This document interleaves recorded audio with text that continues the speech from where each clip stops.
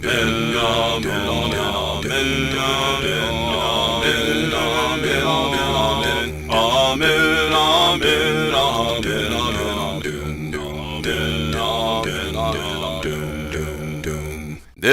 is Jason Reed Pratt, author of Cry of Justice!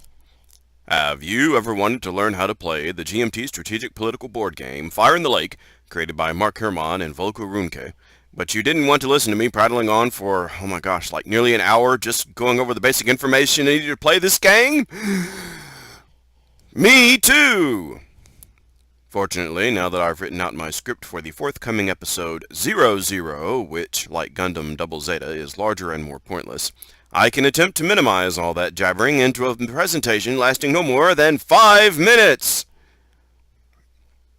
Not counting my opening credits. Or my closing credits.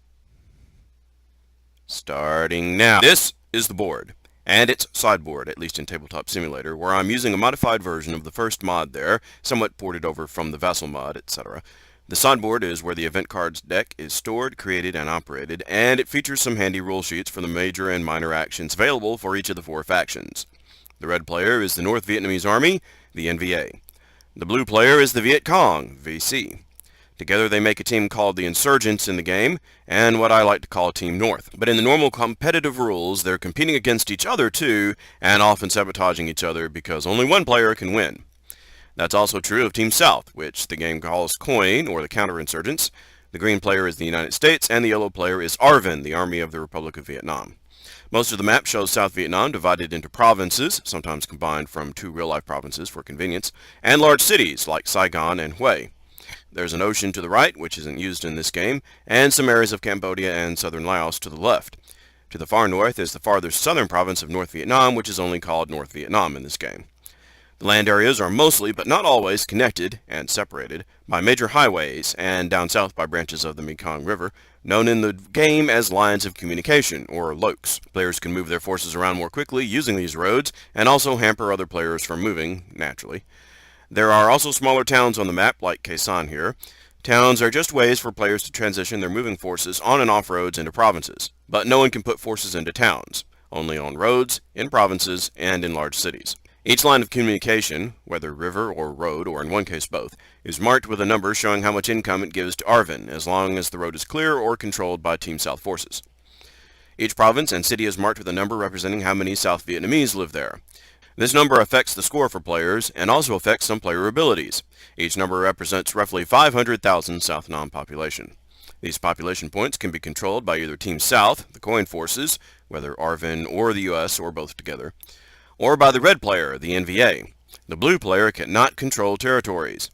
This control affects scoring for some players, and also some player abilities in the area. These population points can also be affected by players to have an attitude toward the Saigon government, represented by the yellow player, ARVN, ranging from active opposition across 5 levels to active support. This attitude affects scoring for some players, and also some player abilities in the area. Fire in the Lake is more of an area control game than a typical war game. There are only 3 kinds of pieces: big shiny circles, which represent bases; little less shiny circles, or tall hex cylinders in the board game, which represent special forces, or specs as I like to call them; and cubes, which represent military divisions, of which ARVN gets 2 kinds: regular military and orange police divisions. That's it, and bases can't move. At the start of the game, the players shuffle 3 decks of cards together in a way that also shuffles in 6 special cards spread out evenly but randomly across the entire deck. Those 6 special cards are coup cards, representing military coups, 2 of them failing, which change the government of South Vietnam and give the ARVN player some new abilities or disabilities. The coup cards also signal scoring rounds, where players check if someone has won the game yet. And if no one has, then players harvest their resources and mess with each other's harvest, and are allowed, or forced, to redeploy some pieces around the board, and somewhat reset the board for the next round of cards until the next coup. If no one has won the game when the 6th coup card is drawn, some final adjustments to the score are offered for players willing and able to pay for it, and the game ends. While it is not possible to have 3 coup cards in a row, it is possible sometimes to have 2 coup cards, and when that happens, the second one doesn't go through all the rigmarole that usually happens in a coup turn. It just affects the ARVN player. All the other cards are event cards, and they build up a broad history of the Vietnam War for the players to use as opportunities to improve their position and to mess with their opponents. Players don't draw a hand of cards. The cards are played openly, one by one, and players can all even see what the next active card is going to be, and so make plans ahead of time about what to do with and around the current card. The event cards also tell the players which of them will have the initiative of play this turn, from first to last. But once two players have chosen to act this turn, whatever that action is, except for passing, that's it. The turn is over, and they have to skip the next turn. This introduces an extra level of strategizing as players decide whether they want to make a move this turn, or wait until next time, or maybe do something to mess up how their opponents would prefer to play now or later. For some examples, see the longer introduction video.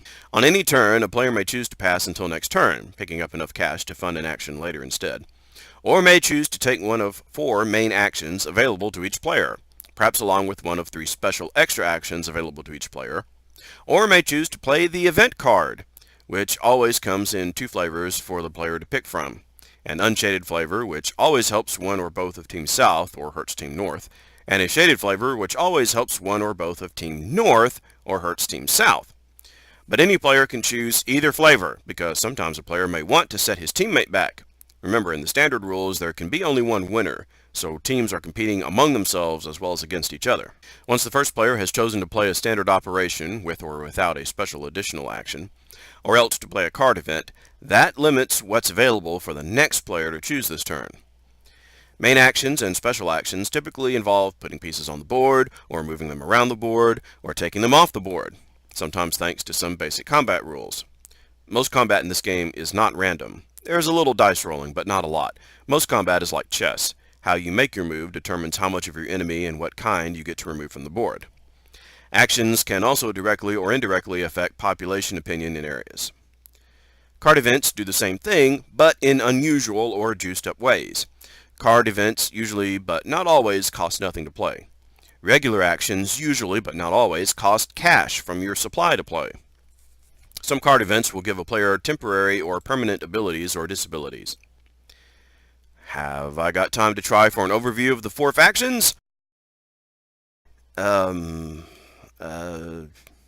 doom, doom, doom, doom, doom, doom, doom, doom, doom, doom, doom, doom, doom, doom, doom, doom,